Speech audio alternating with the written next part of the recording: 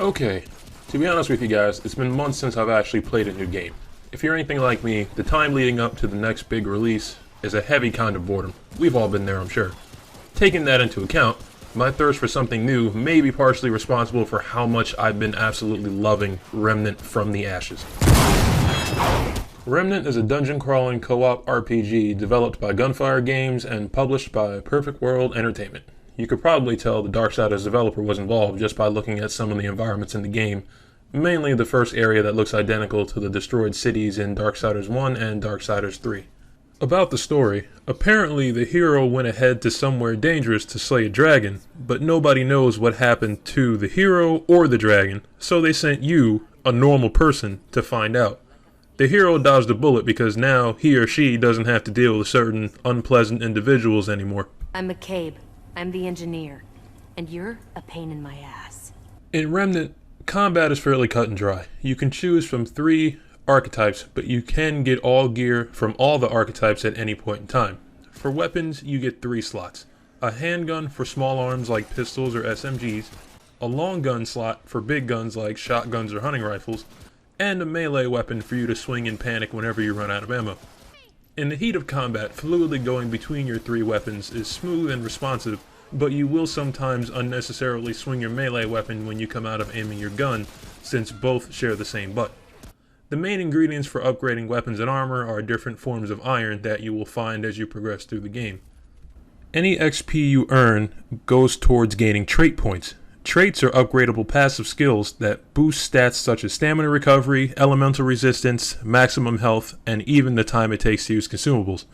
Some traits can be native to clothing sets, while most others can be found by beating certain bosses, finding secrets, reaching certain areas, or doing certain actions enough times. Most weapons you come across will have a mod slot. Mods are really useful additions to weapons that can grant special abilities and also change the physical appearance of your weapon depending on the nature of the mod you equip. Some weapons, specifically the ones you get from defeating bosses, will have a pre-installed mod that is exclusive to that particular weapon and cannot be removed.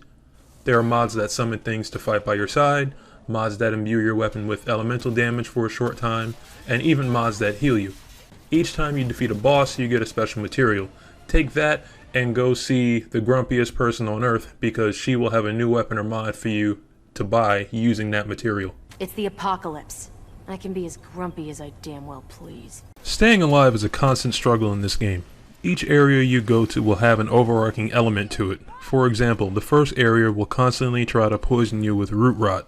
When you're in the presence of it, a bar will start to fill on the bottom of the screen, and when it reaches maximum, you'll be prone to fits of coughing that can interrupt whatever you're doing, like firing your guns, or running for your life, or using consumables. There's root rot, radiation, corrosion, and a few other status ailments to worry about, each having a consumable specific to healing that ailment, so make sure you go into each area as prepared as you can be. Co-op gameplay is encouraged in Remnant, giving players buffs for playing together and even more buffs just for being near each other while playing. There are also some bosses that would really go a whole lot smoother with having multiple people to help. Everyone in the session gets loot and items, nothing is split amongst your group. If one of your members finds a gun on the opposite end of the map away from you, everyone now owns that gun.